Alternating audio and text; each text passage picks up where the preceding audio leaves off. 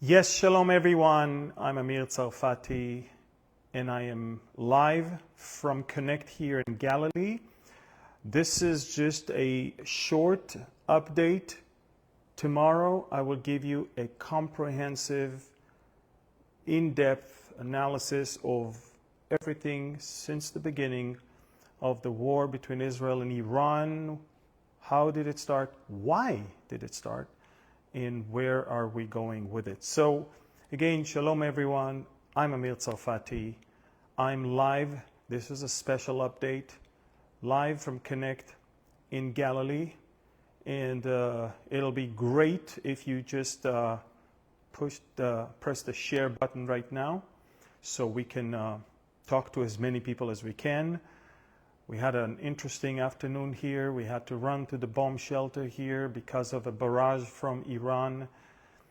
We had an interesting night. I did not sleep during the night, and that is why I'm not going to give you a long update right now. Tomorrow I'm preparing an in-depth update, but there are some unbelievable developments that all of you need to know, and that's why I'm talking to you right now, okay? So again, share with people right now. Press the share button, and I want to give you, many of you joined Telegram the last few days. Many of you joined, Instagram and all of that. Thank you for going to the best source of news and, not fake one, and something that is around the clock.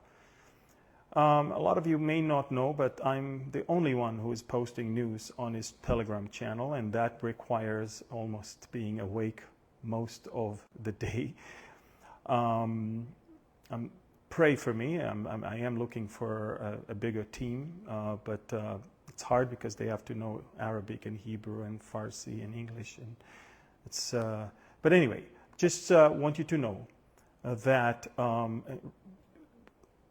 historic, biblical proportion day in Iran.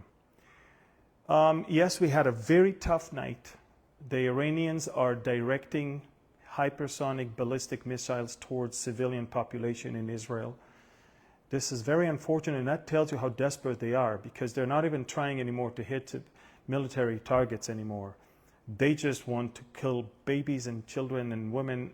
I mean, it breaks my heart to see how the stupid Pallywood people are telling everyone that Israel is killing babies and children, when we're probably the country that does the most to fight a battle and to avoid casualties of uninvolved people. But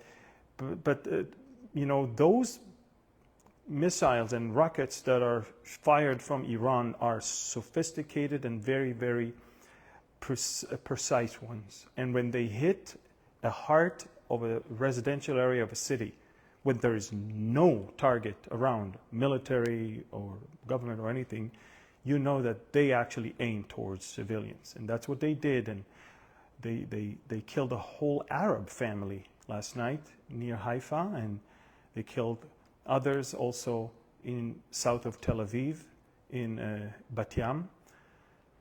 But yesterday, if you're following me on Telegram, you understand that Israel achieved yesterday a superiority over the airspace of Teherán. Again, there is Iran, and there is Teherán, which is the northernmost part, and Teherán is the most secured place that the Iranians have, simply because this is where the government, this is where the research center, this is where the IRGC, this is where the president, this is where everything. So for Israeli jets to fly freely around Tehran and above Tehran and attack in Tehran, it's unbelievable. We are basically attacking in Tehran as freely as we do in Gaza or in Beirut. It's unbelievable. And folks, they are falling apart right now. They truly are falling apart. We, after what happened yesterday, or during the night, we decided to go all in.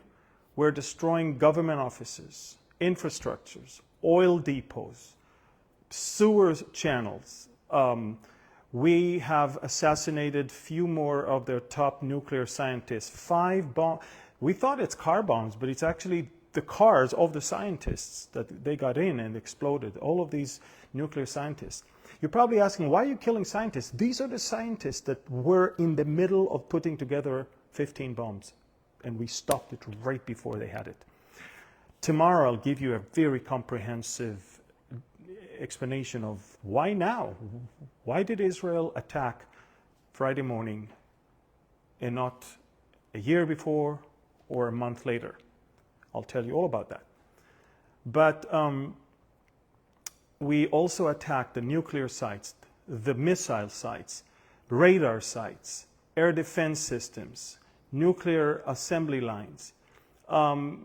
We are attacking, we're killing more generals in the IRGC. In my wildest dreams, in the best scenario ever, I would never imagine that one day I will stand in front of you and tell you that within 72 hours, Israel eliminated all of the top brass of the IRGC, all of the top scientists of the nuclear program of Iran. Israel is flying freely above Iran, above Teherán, and Israel caused a mass exodus of the Iranians from Teherán, from their own capital. Go to my Telegram channel, you see thousands of cars are now leaving Teherán, fleeing away because they can't, look, there's air pollution because we burned their oil depot. There is pollution from the sewer because the sewer channel are now exploded and it just floods the streets. Assassinations of scientists and generals almost every few hours. And it's not stopping. It's not stopping. Smokes billows from all around Tehran. I have videos on my Telegram channel. It's beyond amazing. It's supernatural. That's why, you know, from the verse that Netanyahu took for the name of this military operation is from Numbers 23, verses 24 and 25, and it's basically about Balaam talking about Israel as being a nation, people that rise like lion, like young lion. And so, Am Kelavi, a nation like a young lion. We have risen. October 7th was the bottom, and June 13th, Friday, is the day that Israel became a regional superpower that reaches 1,500 kilometers and is freely dominating the skies of the capital of our biggest enemy. And by the way, the Iranians are not our enemy. It's the Islamic Republic of Iran, the Ayatollahs and all of their psychopaths that are following them. So, unbelievable things are happening. It's biblical proportion. We are amazed that within 72 hours, the Israeli Air Force and the Mossad on the ground, the Israeli Air Force in the air, the Mossad on the ground, we brought Iran to its knees. And it's not going to be too long from now that Iran is either going to say, okay, let's stop and talk, or America is going to say to Iran, if you don't stop and talk, you're going to be completely gone. And we're about to see that now. Now, if you're asking me, is Israel going to stop? We're not going to stop. We didn't start something like that just to stop right when we can actually finish the job. No, we're not going to stop. You don't let the monster stay alive and start plotting against you. That's why Hamas has to be gone, and that's why the nuclear program and the missile programs of the Ayatollahs that are solely against Israel It's all about annihilating Israel. Those two programs have to be dismantled. As far as we're concerned, if those two programs are gone and that imminent threat is gone, we're okay. God is with us. Nikki Rassi, God is with us. And the Ayatollahs are embarrassed and they are humiliated to the point that their own people right now are criticizing them and are saying to them, why do you even lie to our people? I mean, people in Israel know more what's going on in Iran than the Iranian people. They sell them some fairy tales that they shut down some Israeli planes, they took captive some Israeli pilots, they show them AI-generated photos. They just load of crap on their sites and on their channels just because they don't know how to handle all of that. It's unbelievable. So listen to me. Tomorrow I'm going to give you a detailed information of how it started, why now, what is the aim of all, and what is the end game. And of course, we'll look at the biblical perspective of all of this. But right now, Tehran is burning. The oil depots, the sewer channels are gone. Government offices, scientists are being eliminated. Generals are being eliminated. All the air defense system is gone. Missile silos are gone. We're working on the nuclear sites.